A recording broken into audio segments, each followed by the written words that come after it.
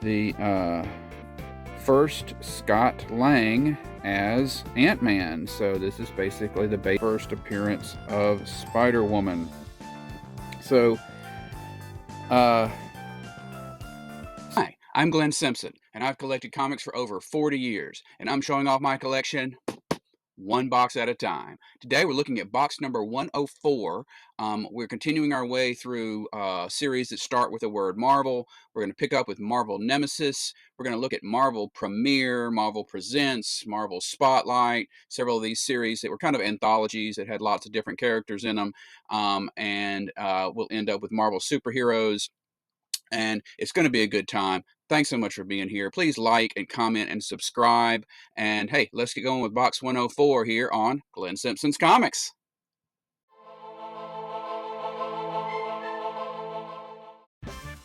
all right, here we go. So we start off with Marvel Nemesis, The Imperfects. I understand this to be a comic book adaptation of a video game in which Marvel characters fight other characters original to the game or something like that. Greg Pak writing. We've got Jay Lee doing artwork on the cover. Wolverine, Gamora, Spider-Man, some of the original characters, or at least not Marvel characters. Issue 1, issue through issue 6. There.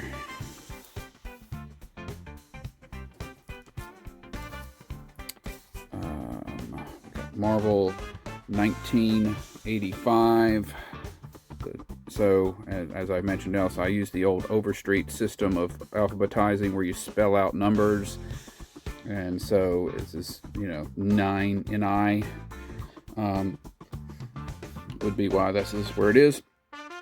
It's about a kid who keeps seeing, in the real world, who keeps seeing Marvel superheroes turning up, and finds out there's actually like some kind of portal or something like that, or something is generating from his imagination. But it's all based on, at the time it was in like 2005 or something like that. So it was the versions that were appearing were as seen in 1985. And that runs through issue 6. Right there.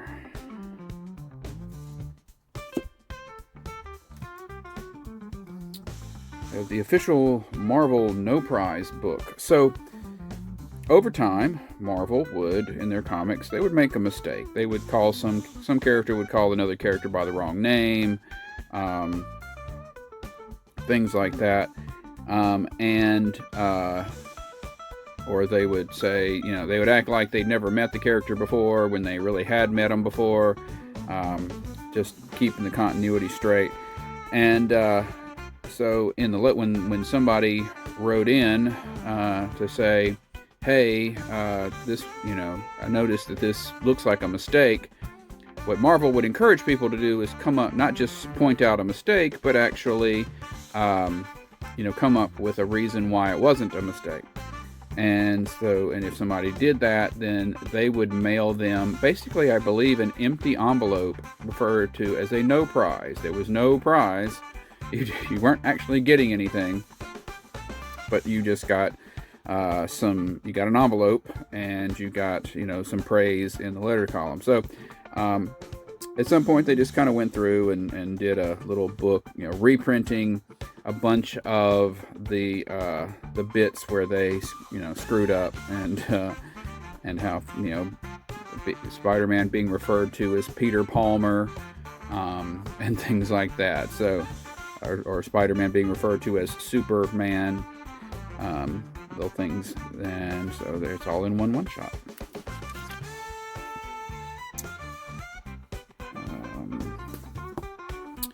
Got Marvel Now, point 1. So during the time when Marvel was doing their Marvel Now, which is just a vibe, kind of a marketing vibe, they often put out these point 1 books, which is just kind of a way of saying, hey, this is before you get to everything else, before you get to number 1, you got point 1. Let's read this first to get an idea of what's going on. And a lot of them are first appearances of characters, but I don't think this particular one is, because you would think it would be the first appearance of Sam Alexander, but it's not pricey enough to be the first appearance of Sam Alexander, so I don't guess it is. Then we get to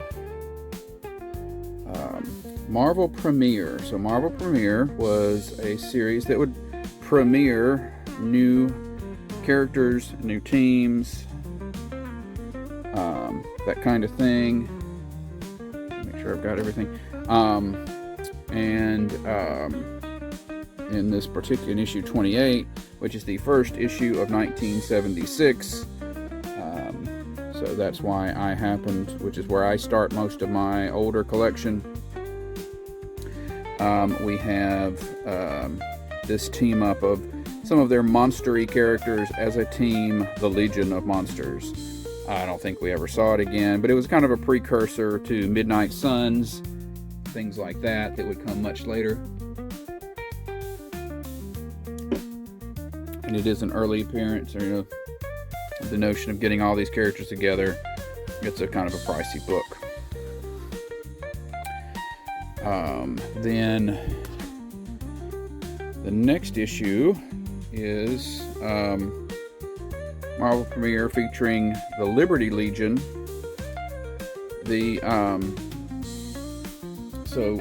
Over in Invaders, something had happened to the Invaders, and so Bucky goes and he rounds up some more of the 1940s superheroes, and they form a team called Liberty Legion. So this was actually a crossover back and forth with Invaders. And we've got Blue Diamond and Jack Frost and the Patriot and Miss America, Red Raven, Thin Man, and the Wizard. So good stuff there. And then that crossover continues, I guess, because Red Skull's on the cover of this one. A little pricier. Issue 30. There. I believe Red Skull is like mind controlling the Invaders, and that's why Bucky has to. In fact, I think there's like this whole thing of, I don't care, Bucky, you don't have any powers. You're nothing. I'm not going to bother worrying about what you're doing. And so then Bucky goes and, gets help. Issue 31 features Woodgod.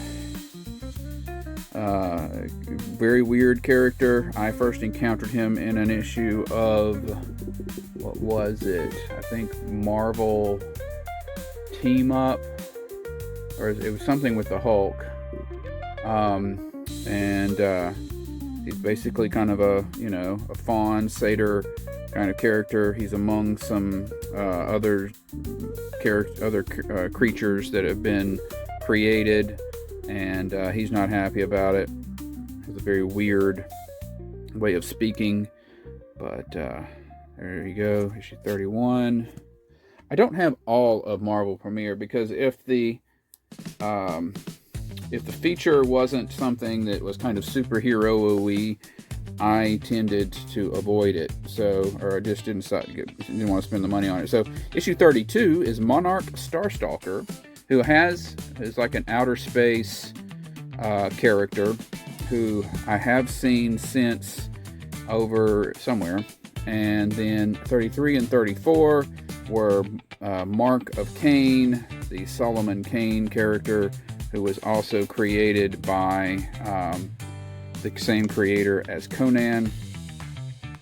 I just wanted to give you some good history here for the full run.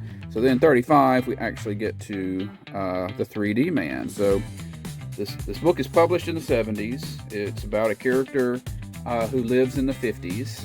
And back then, the 3D movie craze was going on. where you would put on these glasses that had like a red lens and a green lens, and you know, it would give that 3D effect. And so this is a superhero who has that as kind of a gimmick, and he appears in his first appearance is here in issue 35. Later on, he'll get used. Variations on him will be created, and he'll get used in Agents of Atlas, which were characters who were actually published in the 50s forming a team. So he's being sort of retroactively, you know, set back in the 50s, but so that makes him somebody who was active in the 50s, and he gets put on the team at some point. 35 through 37. Crisis of the Cold Warrior, because it's the 1950s. Get it? Cold War. Get it? So that's 37. 38 was Weird World, which we saw a little bit of in the last video in Marvel Fanfare, and got its own mini-series a couple of times recently, which is kind of a sword and sorcery, elves and stuff, which I don't hate, but it's a little too expensive, I think, for me to be something that isn't superheroes. So in this particular case, because issue 38 is the first appearance of it, so it's a little, you know, pricier. Anyway, 39 is the Torpedo. This guy gets this suit. He's kind of a one. I don't remember if he starts off as a throw-off of Rom, or if he just becomes one, but he gets this suit that lets him, you know, fly really fast, and he, you know, blows right through things. And variations on this character would wind up in the New Warriors down the road, but this was the original. And we have 42. We have a solo little run. This doesn't introduce Tigra, but it, you know, it's just a solo little run for Tigra, the formerly known as the Cat.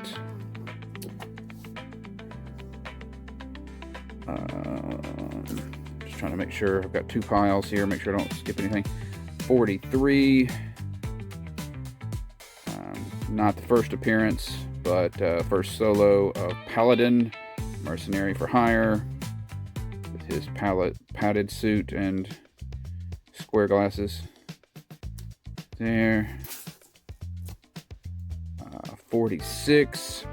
So Manwolf had been introduced before. This is John Jameson, J. Jonah Jameson's son, who was an astronaut. He'd gone to the moon. He picked up this mysterious stone.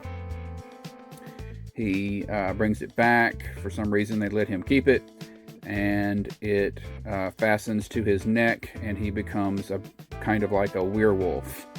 And at one point, he's able to keep his mind, and ends up in this fantasy sword and sorcery world, which all of this is probably written by Steve Gerber, who had written in Defenders, had created this world. He'd created this character called Lunatic, and then we find out that Lunatic comes from a world full of other lunatics, as he were. And so then Manwolf goes to the lunatic world. It was all kind of tied together. I assume because it was all tied together that it's all Steve Gerber. But anyway, George Perez doing the artwork there, so it is beautiful. Right there. Then 47, we have the first Scott Lang as Ant-Man. So this is basically the basis of the first Ant-Man movie. Here, Marvel Premiere number 47. Scott Lang is a thief. His daughter needs an operation. He decides to rob Hank Pym. and steals the Ant-Man suit, who, you know, Hank Pym at this point is running around as probably like Yellow Jacket or something like that. And so he steals the suit. Ant-Man, you know, Hank Pym tracks him down, says, okay, well, you're not that bad a guy. I understand you were, you know, trying to get something to help your daughter. Here, let's get your daughter fixed up, and why don't you keep the suit and become a superhero, Ant-Man. So there you go, 47. Let's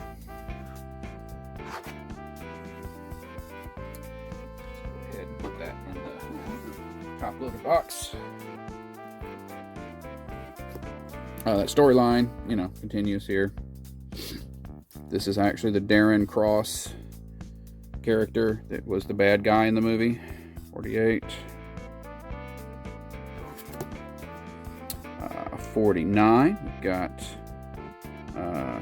Frank Miller doing a cover. And got solo issue featuring the Falcon. Right there. Then issue 50 was the Alice Cooper musician issue, which I didn't really care about. So don't have 50. 51.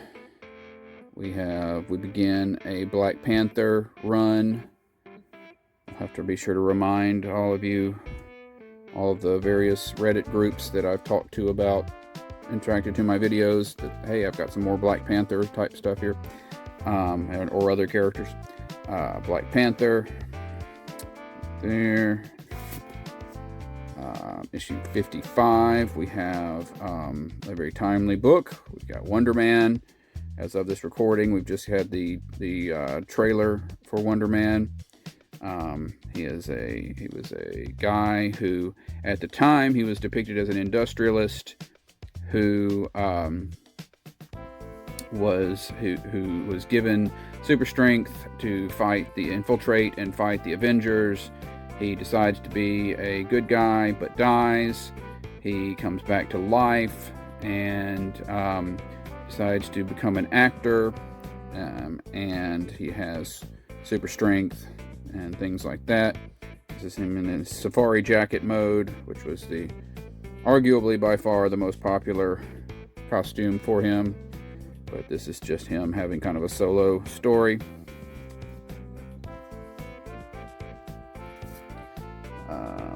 56. We've got Howard Chaykin doing an issue of Dominic Fortune. There had been a line of comics called Atlas Comics, which was this sort of the second line of Atlas Comics in the 70s, and Chaykin had done a version of Dominic Fortune there.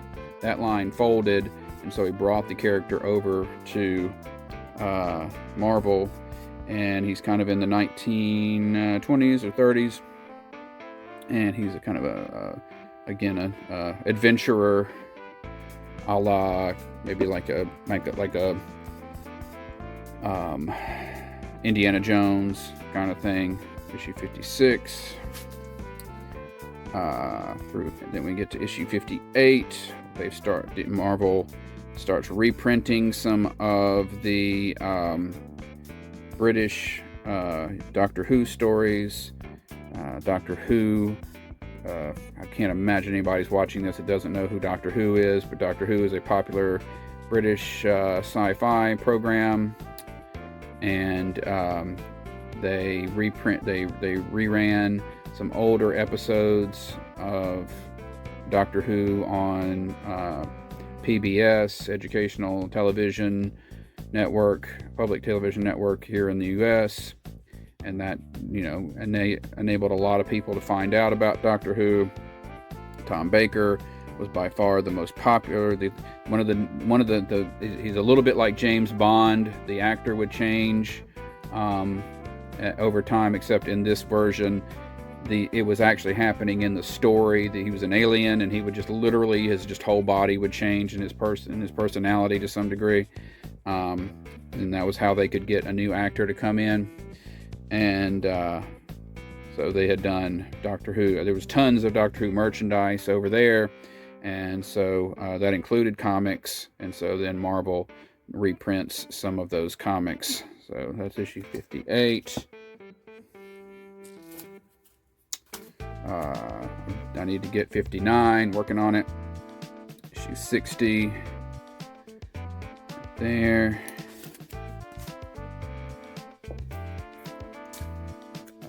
61. Early version of Star-Lord. Not really the Star-Lord you would recognize from the movies. That kind of...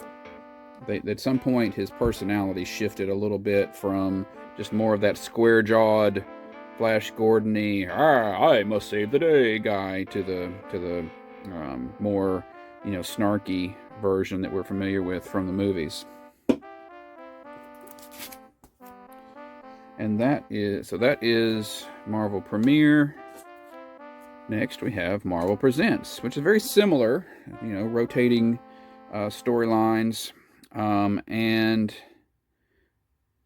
we've got the Guardians of the Galaxy, the original. Speaking of Star-Lord, we've got the original version of the team, which is set in the future. Earth has been overrun by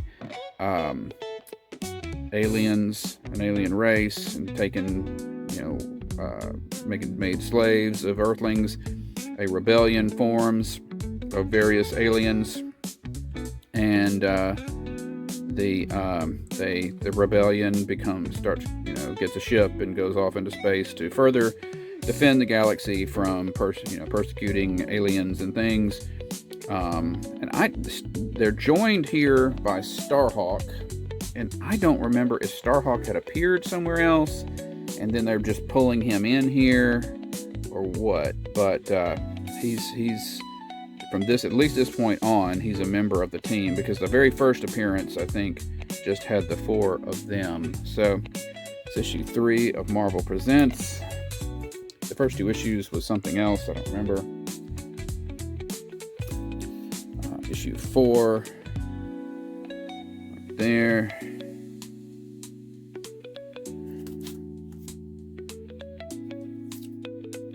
Got issue 5. There.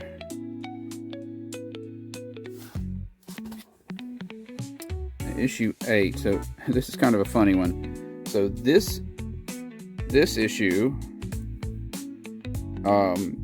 is of Marvel Presents, issue 8, is a Guardians of the Galaxy story, but the story itself is basically like the Guardians saying, hey, let's find out some stuff that happened previously, and then the rest of the story is basically an old Silver Surfer story from the Silver Surfer's old series, that's kind of being wrapped up into their mythology. So it's and obviously they were behind on their deadlines and decided to do this, but it was just kind of funny because it's like, you could have just reprinted the Silver Surfer story. But that's issue 8.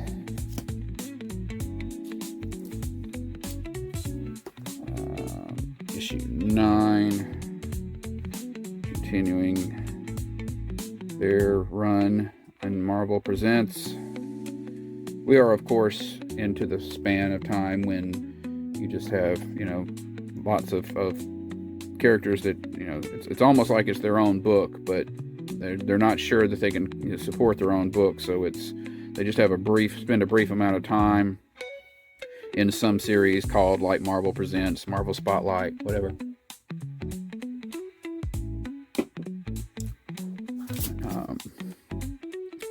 Through issue 12, right there. And that is the last issue of Marvel Presents. Jumping way forward, we have Marvel Rising Alpha. And I think this was a digital tie-in or an an animation tie-in or something. I'm not sure. It's just, it has that different kind of vibe to it. Written by Devin Grayson, who had done a lot of DC work years prior, and I kind of always wondered whatever happened to her. And so I know at least she went on to do some Marvel Rising stuff, but this is the only thing I have from Marvel Rising. Leave a comment if you can summarize what Marvel Rising was. Alright, so then we get to Marvels, or as I like to call it, Marvel S.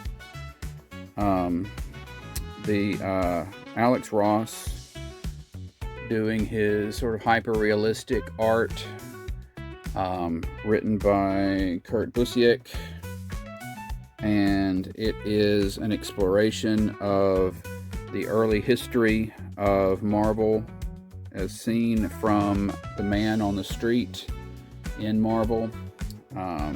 This is the 0 issue. I think it came out after the series was done. Can't remember. But, just Alex Ross doing his thing with, making sure there's actual real soles on the boots. Things like that. Just a beauty right there.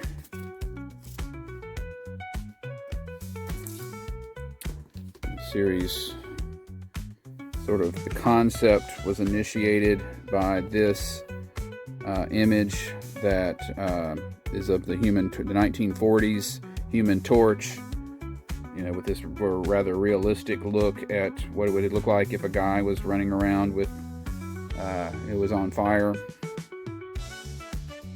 Sometimes, with any Human Torch, they tend to sort of, it's almost like they're forgetting what a guy who's on fire would, look like, how that would be very, warm and, that kind of thing. So Marvel's, this issue 1. And so it starts in the 1940s and then it jumps to the 60s, and it ends with the death of Gwen Stacy in the original series.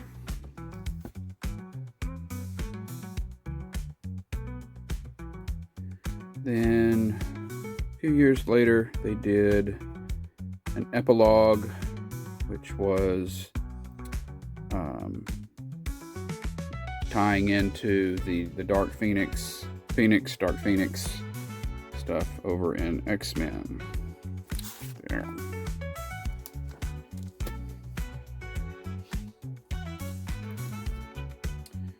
Then we've got Marvel Saga. So Marvel Saga was retelling the history of the Marvel Universe up to that point.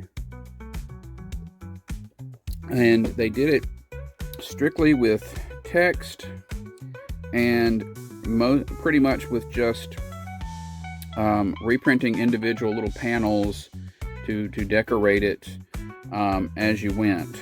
So, and it started off trying to be somewhat, this. But as we'll see when we get towards the end, they started just focusing on individual characters and telling their full stories. But got issue 1 that goes back to, the Fantastic Four's first flight and things that happened before that.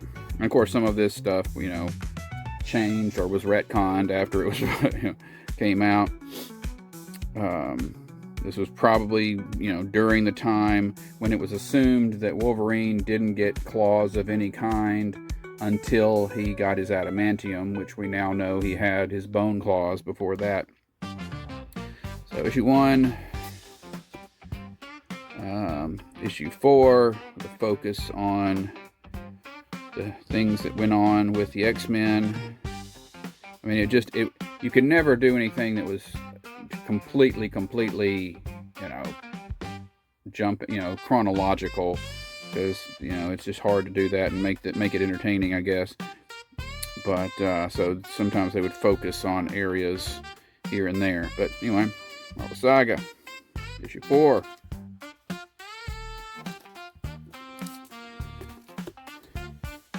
5.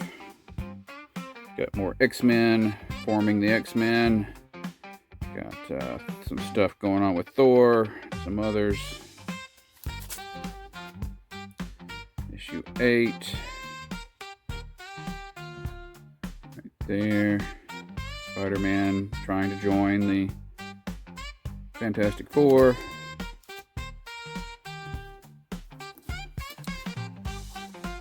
Issue 9. Got more Solo Angel stuff. Spider-Man versus Doc Ock for the first time. Issue 12. Avengers, unfreeze, find and unfreeze Captain America. So at that point, they kind of, go back and catch us up on that. X-Men versus Blob.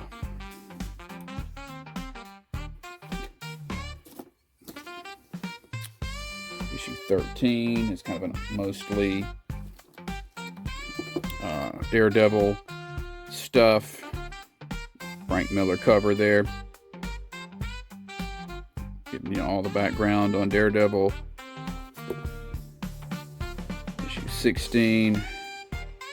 Avengers encountering the X-Men. Doctor Strange stuff. There.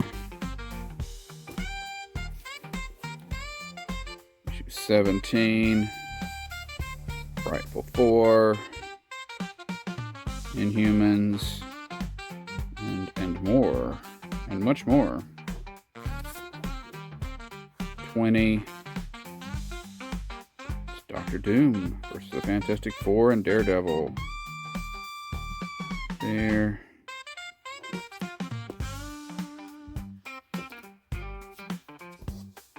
Issue 21. Information on the first battle of the X-Men and the Juggernaut. And then, we get to some, really get to some more character-focused stuff. Get to 25, we get to the whole background of the Silver Surfer. So very Silver Surfer-focused. And, and that's the last issue. That is the last issue of Marvel Saga. Then we get to Marvel's Comics Group. This was just a brief little event thing they did. And the idea was, what would comic books look like in the Marvel Universe? They talk about it a little bit here and there, that in the Marvel Universe, comic books are mostly telling the stories of the actual real superheroes. But of course, they don't know all the information about those superheroes, so they make up the parts that they don't know. And what does that look like to... So this, we got this one about Captain America, and we've got one about what do they think the X-Men are, and things like that. And then there was like there was a one-shot, the history of Marvels. This was kind of a thing to before the series, I believe, introducing it.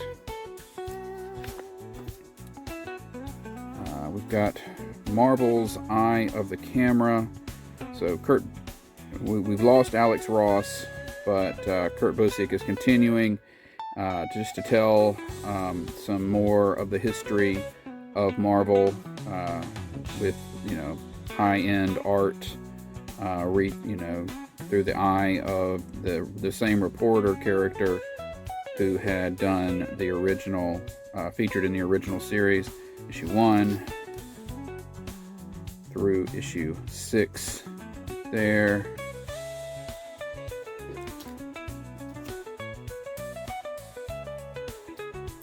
Got Marvel Shadows and Light, some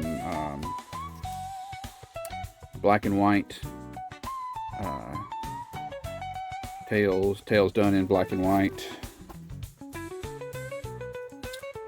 I have some of these Marvel sneak peeks. They're just, little free one-shots that were given out at stores about things that were coming out. There. Oh, wait.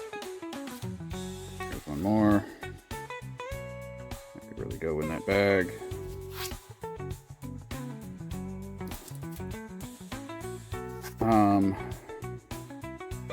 So this the title on the outside is kind of deceptive. It's Marvel's. It's like Marvel's : portraits. But on the outside it says Marvel portraits. So I'm going by what's on the inside, and it is just pinups. It's just various pinups depicting, not in any particular order. I don't think any,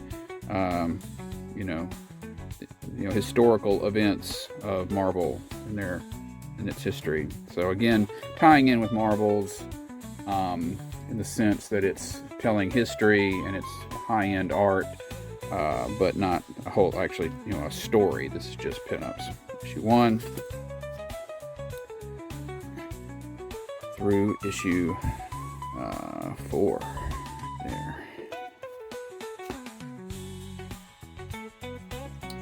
Alright, we get to Marvel Spotlight, another with the Bronze Age series that introduced various characters, to see who takes off, see who might need to get their own book, things like that. I pick up with issue 26, which is the first issue of 1976. Again, that's where most of my older stuff starts. We had seen the Scarecrow. I think this is his first appearance. I can't remember. I don't think so, because I think it would be, even though he's not really that big a deal. But I remember us talking about him in another series, so it's just dawning on me that he's shown up early on in 2 different series. But anywho, this is a magical character, which Marvel actually already had a Scarecrow, not to mention the DC Scarecrow. So there are actually 3 Scarecrows, but I think they wound up changing this guy's name to Strawman or something, so that just to keep that from getting confusing. So that was 26.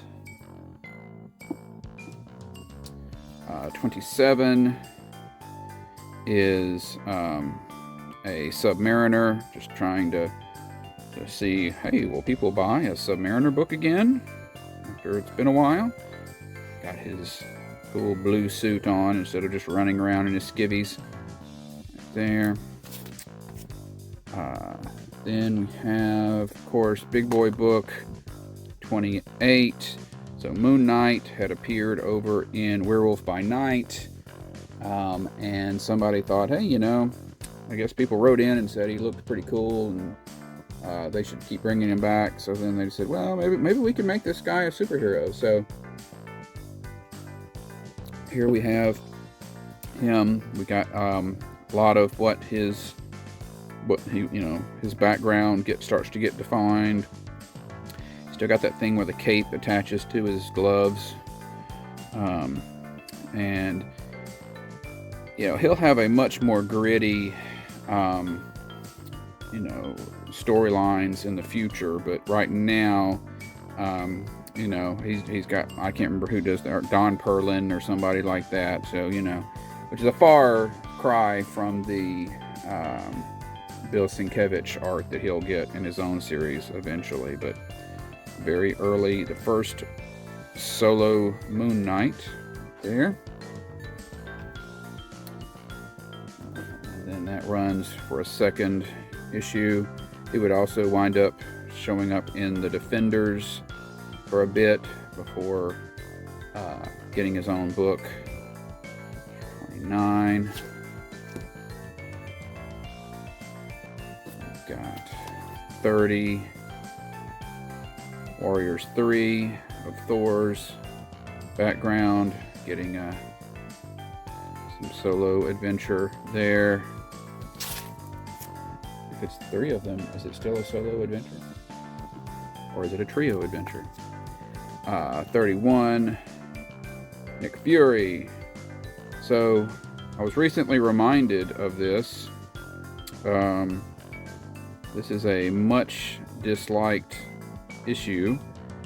We learn that for Nick, the reason Nick Fury is still around after, years and years, and still relatively young, years and years after World War II, he's been taking this serum, but he, in order to pay for it, he's been like skimming off the top of S.H.I.E.L.D. or something like that. So it's I believe it's Howard Chaykin, which Howard Chaykin is not one to overdo the heroic image. He doesn't mind giving characters kind of some clay feet there, and some have some flaws. So, but I think Stan Lee, once it went out, Stan Lee declared this will never be reprinted because it was just, he hated it so much. So anyway, so there you go.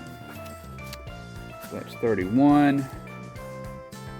And then we have 32, the first appearance of Spider-Woman. So, CBS, I believe, was going to do a Spider-Woman cartoon, and Marvel didn't want them to get that trademark, so they quickly came out with Spider-Woman. And I remember watching Web Woman on CBS as a little kid, actually not knowing how it was all tied together. And then Spider-Woman would eventually get her own cartoon, but that's neither here nor there. So this introduces her. I think her origin, was kind of thrown together. It got heavily retconned later. Her hair isn't showing in her mask, but she would show up here and then go on to some Marvel 2-in-1, which I think we'll probably see those in the next video or two. And then she wound up getting her own series that lasted for a while, and then they kind of phased her out and phased in a bunch of other Spider-Women, and then they brought her back, and so we have lots of Spider-Women. So there you go. No ties to Spider-Man whatsoever. Not that matters. Alright, then we get to 33. Deathlock. Bringing back this character who had been seen elsewhere previously to see if he could do his own series. Devil Slayer. Another of the Atlas characters who was sort of brought over to Marvel, similar to the Dominic Fortune situation. Okay, so that was, and that's the last issue of that Marvel Spotlight. And then the series was brought back, let me see, a couple of years later. Captain Marvel had lost his series. His sales had gone down, but I guess they still had some inventory, so they put him out here in Marvel Spotlight, starting with this new issue 1 right there. Marvel, one of my favorite costumes. Cool. Steve Ditko cover on there, maybe not so great. Issue 4 there. We've got issue 5. So I believe it was previous video we noted that there was the Marvel Milestones Presents or whatever was going to, that there was a next issue thing that showed that it was going to be reprinting this Dragon Lord. I don't know why. I don't know what the deal is with Dragon Lord. But it is an all-new classic by Marv Wolfman and Steve Ditko. I think somebody said it was this somehow ties into like Godzilla, but Godzilla got canceled before they shifted some things around. So maybe, I don't know. Issue 5. By issue 8, we've got Captain Marvel back, Frank Miller cover right there.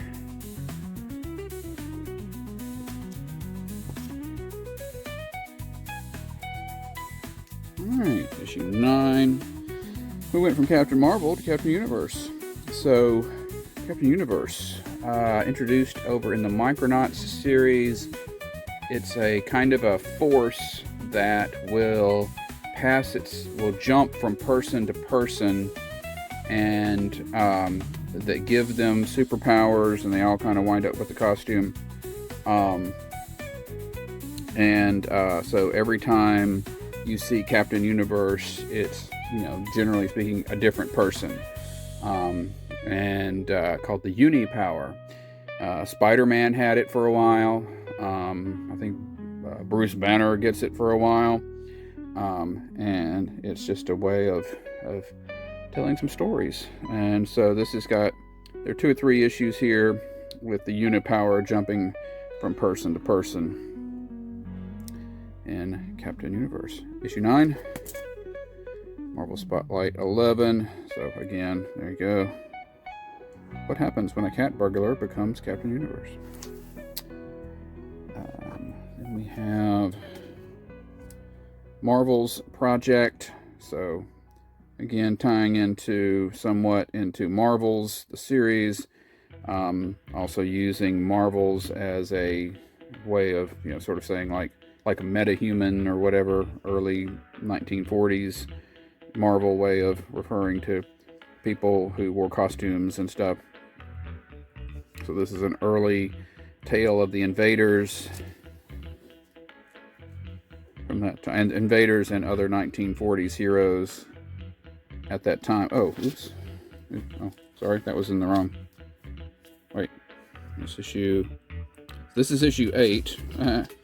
Okay, so this is issue 1. So that must be issue 8 back there. So it's all right. It's just it was pointing in the wrong direction. Marvel Super Action. So Marvel Super Action was a reprint book. Didn't really settle in. It'll eventually settle into reprinting Avengers stories, but starts off with some other stuff. So issue 2 has Captain America reprint there. I don't have all of them because I have some of what they're reprinting I already have in other reprints in a lot of cases. Hey, here is Marvel Boy from the Fabulous 50s. So this is reprinting a feature that from Timely Comics in the 1950s. A favorite of another podcast or YouTube channel host that I know. And they reprinted some of his stories here. He got brought back into Marvel continuity over an issue of Fantastic Four, which we saw in the box that had Fantastic Four stuff, early Fantastic Four, and he kind of went from Marvel Boy to Crusader. Because he was originally published in the 1950s, he would get pulled into the Agents of Atlas, and because his origin had him traveling from Earth to the planet Uranus, he would go on to become known as the Uranian, just to get away from the Marvel Boy. The Marvel Boy title would get passed on to Vance Astrovic, who would be a member of the New Warriors and the Avengers. So, issue 4. Issue 6. Kind of beat up copy. Old Captain America reprint there. Captain America going up against various themed Nazi assassins.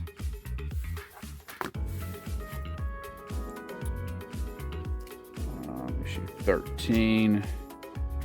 Steranko reprint. Marvel Super Action. There through. Now we're into the Avengers reprints. There, time travel stuff going on in that Avengers reprint. as I mentioned before, I'm terrible with numbers, with issue numbers. Like, I couldn't remember, I couldn't tell you what issues these are reprinting. I always forget. Issue 18, reprinting the first appearance of the Vision, sent in by built by Ultron to infiltrate the Avengers and destroy them from within. He finds the goodness within himself and becomes a member. Issue 18. Issue 22. Hanging out with Doctor Strange and Black Knight versus some Asgardian stuff.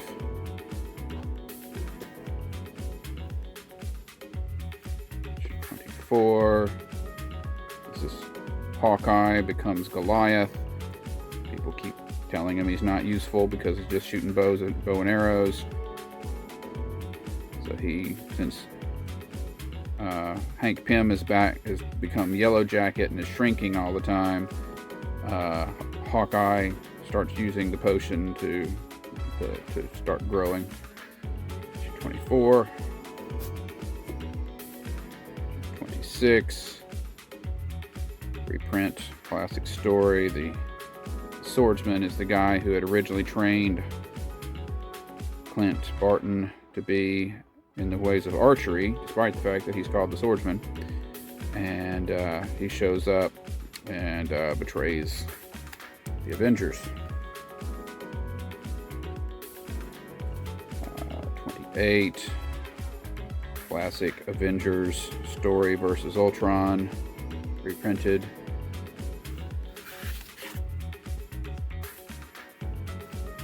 36. Another Avengers reprint. Bringing back at the point when Quicksilver and Scarlet Witch had left, and now they come back. All right. Then we get Marvel Superhero Contest of Champions. So, I'm sure back in the seas, people thought, well, where's Contest of Champions? Well, technically, this is Marvel Superhero Contest of Champions. The sequels are all Contest of Champions 2 or whatever, but, and this was one of the very first limited series where they knew going into it, we're only going to do 3 series, 3 issues, 4 issues, whatever. And this was originally going to be a Olympics tie-in, and then something happened. They decided to change it. And it was also the first time that a company kind of gathered all of their heroes into one story at the same time. And it featured lots of international heroes. I think it introduced a few new ones. Which is kind of had that Olympics thing. It famously it's a contest between the Grandmaster, who's the game, likes games, and death itself, the personification of death. These spheres are divided into 4, or the sphere is divided into 4, and teams are sent off to compete, to fight over retrieving them. Famously, if you read the story, it says that one person wins, but if you actually it's like they screwed up. The team that gathered the most pieces is not declared the winner. They kind of goofed up in the story there. And the back of each issue has one of the earliest listings of all of the Marvel heroes. Like every single Marvel hero gets just a little paragraph, but it's like a little dictionary of all of the Marvel heroes that runs through the 3 issues of this. So issue 1 through issue 3 of that. All right, then we get into Marvel Superheroes, which had started off doing some other things. The series was the first appearance of Marvel, Captain Marvel.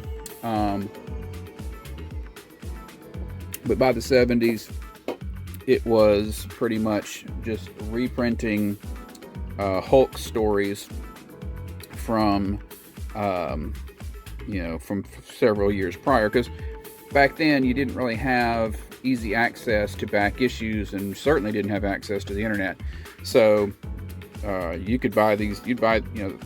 Marvel could figure, hey, every story, that story from 5 years ago is going to be still appeal to an audience today who never got a chance to read it. So I picked, this one's a little earlier than I normally go, but I picked it up in an auction, like an estate auction.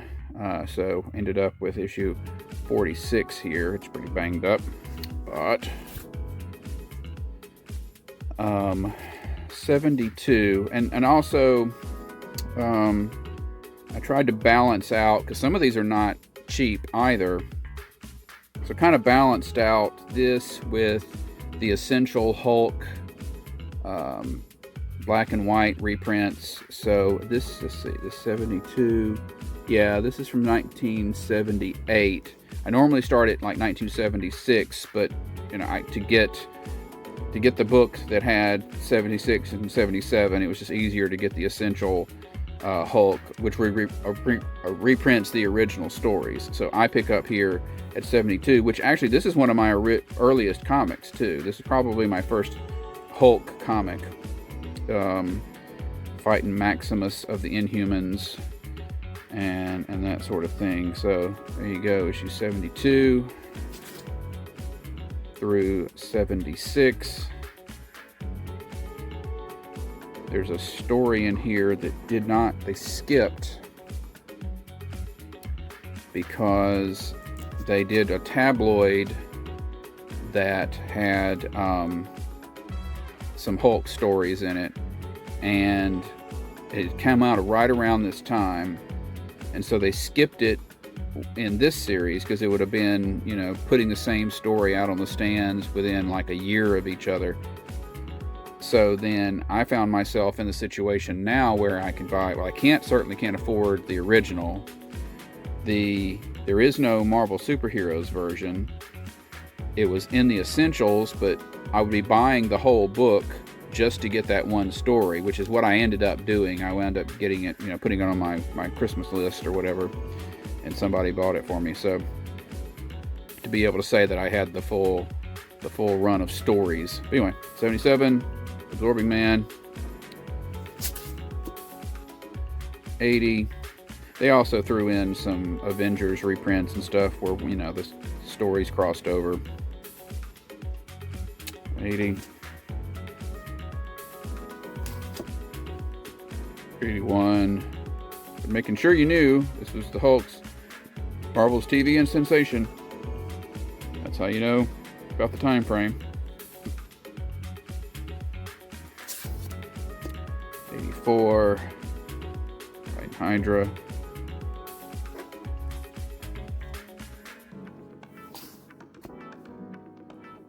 85. Draxon. 88. Fighting Sandman and his cool suit.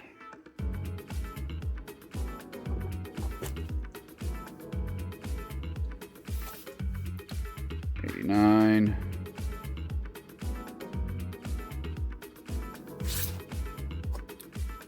92, reprinting the first Doc Samson.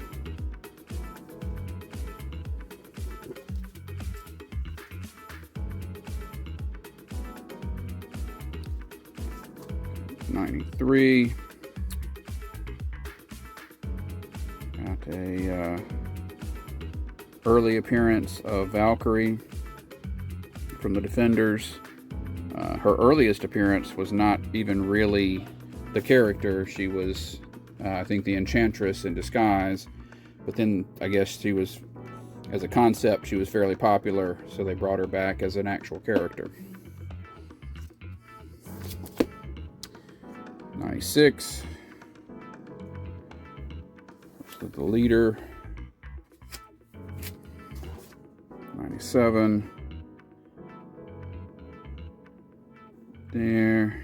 Jarella. At one point, the Hulk gets shrunk down and enters a world, a microscopic world, and that is an actual planet, and he falls in love with the leader, the female leader.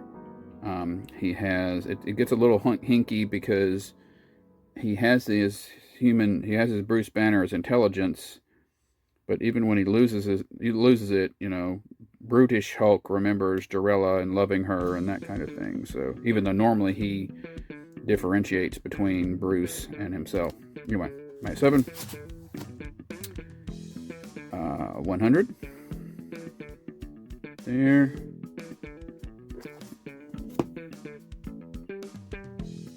Oh, I explained this to somebody one time. I don't know if so just in case there's anybody, these did not coordinate necessarily. So issue 100 of Marvel Superheroes does not necessarily reprint issue 100 of the Hulk. It was, just whenever they decided to start is when they started. Whatever number they decided to start on, so you would have the issue number, and then that might be a totally different thing than the number for the issue that they were reprinting. I ran into somebody once that didn't get that. 101 there. Trying to put Hulk on trial. And 105. I don't know if that's the last issue of the series or just the last one I've got. Probably the last one of the series, because I don't think we've caught up with all the way up with the 1970s yet. So that's the last issue. And then I started again buying essentials to clean, to catch the rest of the way. All right, then the term Marvel Superheroes then got applied to these quarterly anthology books that told stories of various Marvel characters. There were 80 pages. At this point, it's being numbered, but you got the season. So lots of stories, lots of characters. Issue 1 through issue 3. Captain Marvel, Wasp. There. When we get to issue 4, they quit putting the number on the cover, and it's just the year and the season. So I added these little, it's not on the book, just on the bag. Just added these little numbers to help remember which one's which. That will become important in a minute. Issue 6, there, Arthur Adams.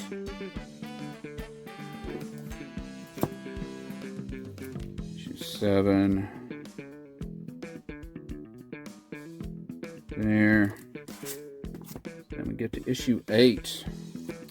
So issue 8 features an Iron Man story. And in that Iron Man story, Iron Man meets a new funny superhero called Squirrel Girl. First appearance of Squirrel Girl. That would be her only appearance for several years, until somebody who read this issue and was a writer at Marvel thought it would be funny to bring her back. And then she became, a bit of a sensation there for a while. So issue 8 is the first appearance of Squirrel Girl. We have issues 9, and now issue 10 begins printing some stories. So Ms. Marvel, Carol Danvers, had her own series. We will see her series in a few boxes from now. And it ended. It got canceled. And when it got canceled, I think they had a couple of issues written and drawn. They didn't because they didn't get any warning. So those stayed in a drawer for a while, so they decided to start reprinting those here. So this issue 10 reprints an issue of Ms. Marvel, Carol Danvers fighting Sabretooth. But more importantly, and it's not really on the cover here, the Ms. Marvel story in issue 11 features the Ms. Marvel first encountering Mystique and Rogue, which this is the first chronological, as it were, appearance of Rogue. You know, had that book been published, it would have been the first appearance of Rogue. So this is kind of a big boy book for that reason, as this would be the earliest. You know, it's kind of a hard to put into terms, but you know, had this book come out when it normally was supposed to, it would have been the earliest appearance of Rogue. We've got issue 12 there through issue 15. There you go. So those were all new mostly new stories that had never been printed anywhere. So then we get to Marvel Superheroes Megazine, and there were a few of these magazines. Some of them, you know, like a Spider-Man one and things like that. This one, literally, I'm looking just to make sure off camera, make sure I'm right. Yes, this one reprints stories from the, you know, it's coming out in the 90s. It's reprinting some stories from the 80s of the Fantastic Four, Daredevil, Iron Man, and the Hulk. Every issue has those four, and you know, new cover. So it's nothing new, but it is a good way if you know, didn't have those issues and you just wanted the stories. You could check to find out which, you know, specific issues are being reprinted here. But that's, yeah, so that's issue 1 through issue 3 right there. I don't think the covers are representative necessarily of the stories inside, other than maybe what they're wearing. Although this is also your cue of what, because I know it was the Bob Layton Iron Man. It's the John Byrne, I think, Hulk. It's Frank Miller Daredevil, and I think it's still John Byrne Fantastic Four, if I remember. So there you go. Issue 4 right there, and issue 6, Daredevil's secret identity revealed. And that brings us to the end of this box. Okay, so that was box number 104. Next time we will get into box 105. We will get to that Marvel Superhero Secret Wars that I think you probably thought was going to be coming up in this video.